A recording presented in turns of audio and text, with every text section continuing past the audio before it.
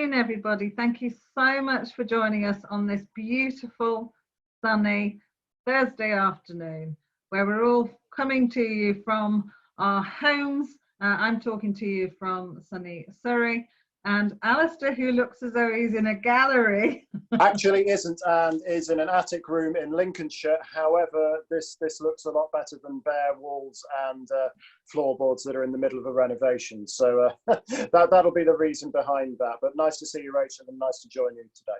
Yeah, and thank you everybody for joining us. We've been overwhelmed by the support and hopefully the interest.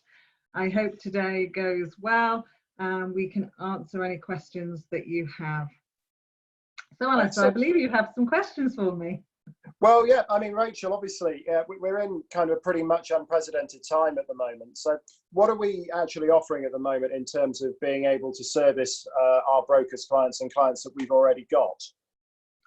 We very much want to be able to be here. I'm sitting on an abundance of amazing talent within our team, and they're all literally tied to their desks. I'm very keen to be able to support you, the brokers, who we very much enjoy working for and very much like to support. So on our website, it will give you some clear guidance of what we're trying to offer during this time. We are currently writing out to clients that we've done valuations for in the past, offering them desktop reviews. These will be done on a case-by-case basis, whereby we will review the valuation. If it's not a valuation that's been done by us, if it's been done by somebody else, we are more than happy to have a look at that valuation and review it and provide them with some guidance and costings on what it would cost to update it, which is a very easy process, and we'd be delighted to do that.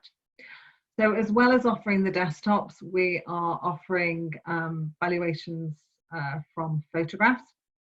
It's not something that we do, but we think during this time when people are at home, it's a very easy thing that they can send us some photographs, and we would be delighted to have a look at them and provide them with a valuation as a PDF document on our thoughts. And we're not going to charge for that. That's going to be something that we're happy to offer you and your clients.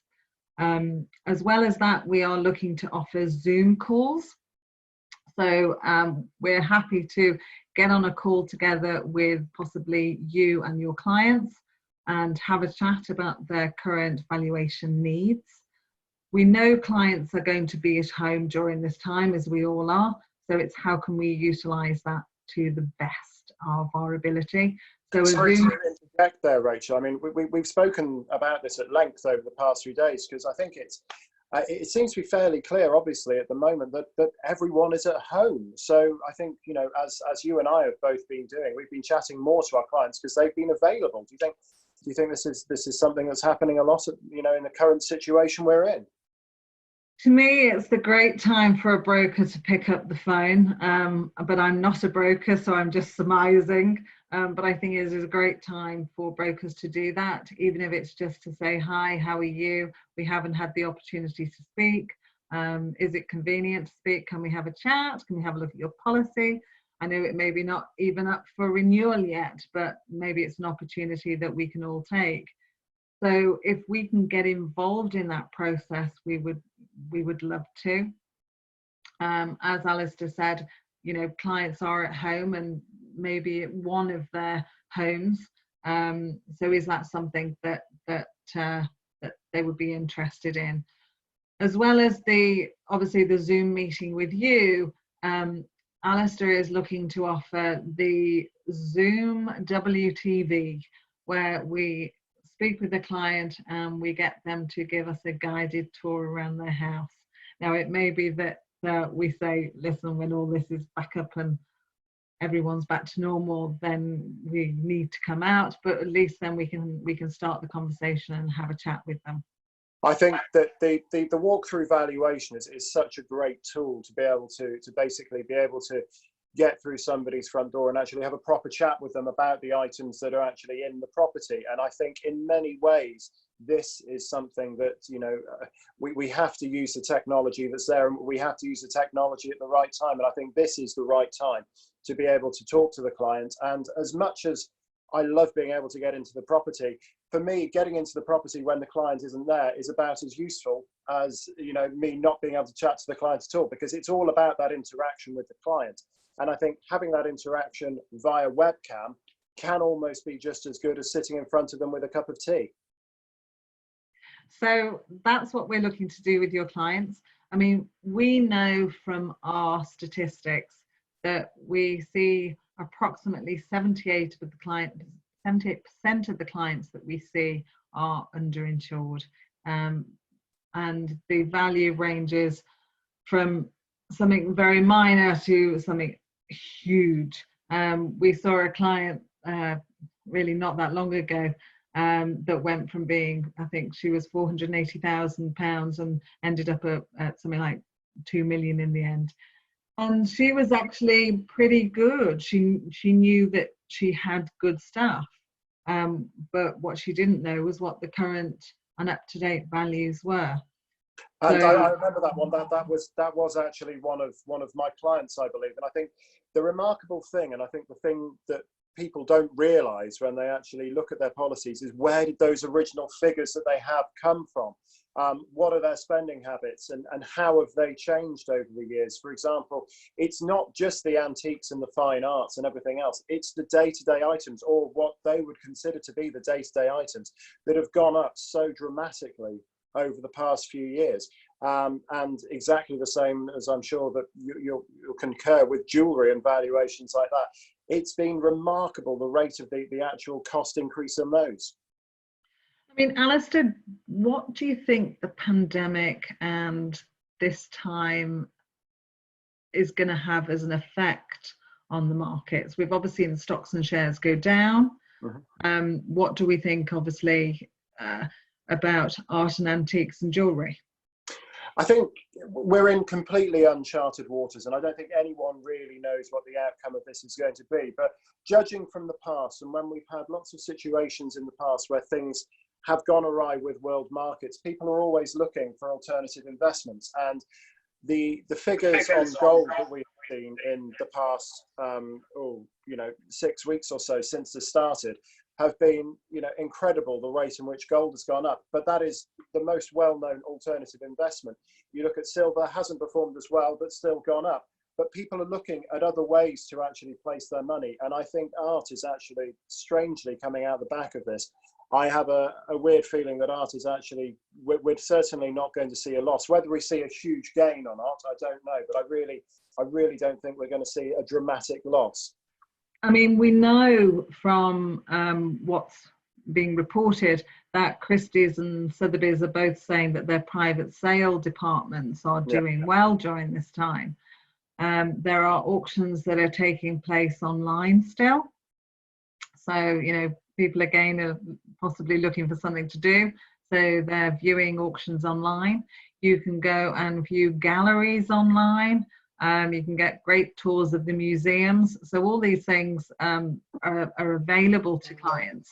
So I think we are seeing a very positive sort of response by people during, this bizarre time that we're having. So it's very strange, and to predict what's going to happen is impossible. But I think the art market, weathers storms pretty well and has done in the past. And I should say, judging from, as you say, the published figures from Sotheby's, Christie's this week with online only sales have been promising and look to be a good thing.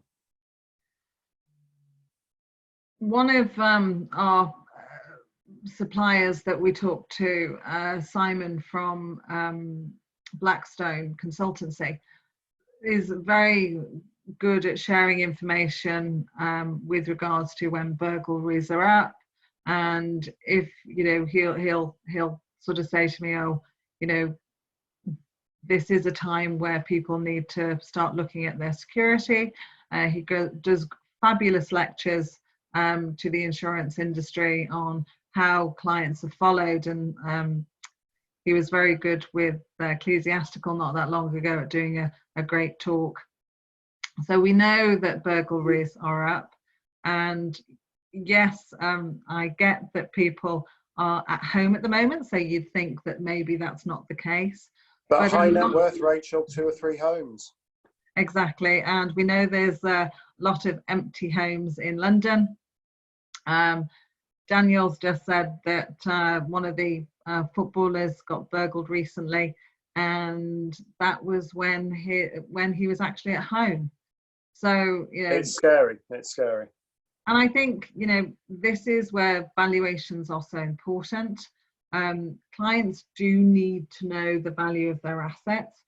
We do valuations for not only for insurance, but for divorce and death and tax planning purposes. You know, so as soon as the client understands the value of their asset, they can then understand actually how to insure it. Values change, fashions change, so much affects value, and you know, you have got to be aware constantly on what is happening out there, what's happening to values. You know, stunts like Banksy and his shredding actually had a huge effect on, again, his market.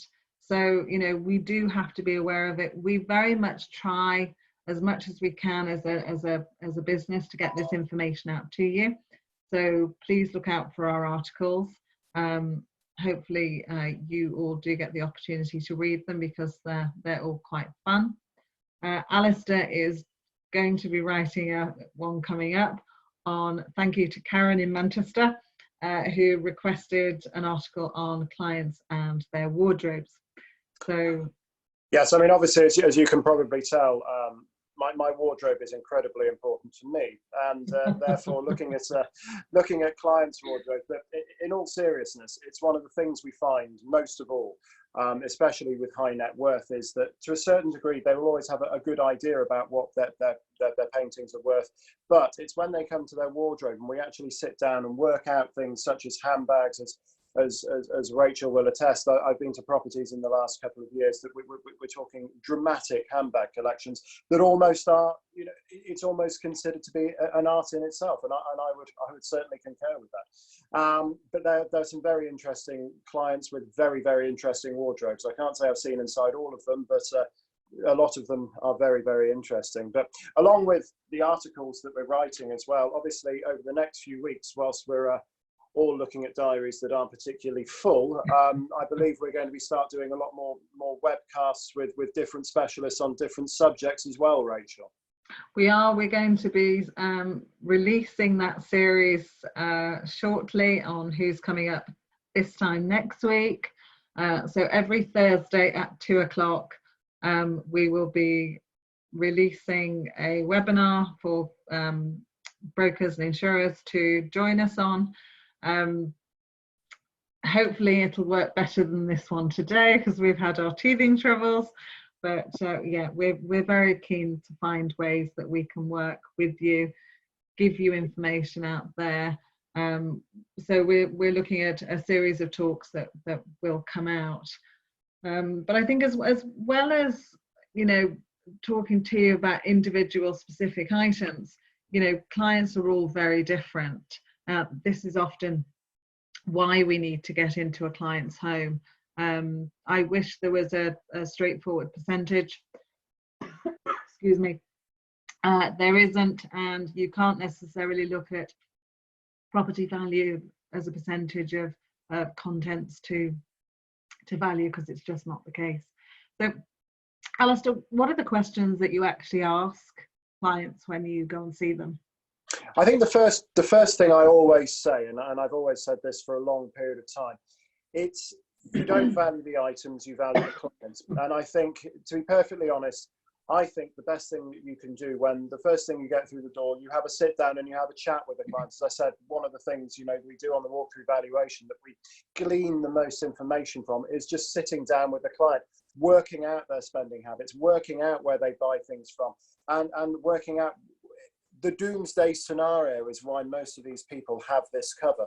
And if they were to be there in their rented accommodation that we very kindly provided by their insurer, and they had to make a phone call and say, I need all of this replaced, where would they go to? What would they buy? And how have they bought these things in the past? It's all, there are no unimportant questions, because it's all getting a bigger picture of the client and working out exactly how they would replace these items. I always very much enjoy when we ask clients where their current sums insured have come from. But there's some of the answers you hear. I know it seems ridiculous to say, "Oh, my mate Dave down the pub told me that this was worth X, Y, Z," but I have actually heard that.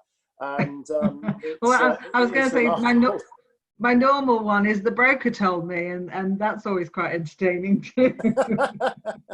Well, again, it does happen, but I think a lot of it. And a lot of figures. I had one only this week where it's based on a percentage of the property, of the value of the property. And there are still things out there with that kind of, numbers on them from that kind of source, which is still concerning. But I think we found, and I've personally found in the last 6 months or so, people who have valuations that go back to the 1980s. And on jewellery, there was one not so long ago that was literally, they'd had all the stuff valued at different points in time, but kept all these valuations from, the early 80s up to current, but not done all of them at the same time to make sure that they were all on the same level, which I found remarkable. Well, remember 1999 was a long time ago in people's memories, but for some reason 2000 wasn't. We get clients who'll say they've had a valuation done in 2003. That's 17 years ago, where they actually think it wasn't that long ago. It's like, really? Yes. No, but it is remarkable. And as you say, I think some of the sources of these are, again, unfortunate situations where people think, okay, well, I paid this for it. And I paid this for it 20 years ago. I've never had it valued properly. However, if this is what I paid for it, it must be worth around that figure, right? And no, wrong. There are so many instances you see of that. I think for the broker at the moment, utilize us. We're offering free valuations from images. So again, please do look to use that. We are doing desktops and are happy to do that. And we're happy to do Zoom calls as well. So anything that we can do, you've got our email addresses, send us an email and we will be delighted to work with you during this time. And we're continuing with our articles and we're continuing with our LinkedIn posts. So keep an eye out for them. And I would like to thank you all so much for joining us today. Alastair and I have both enjoyed it. And,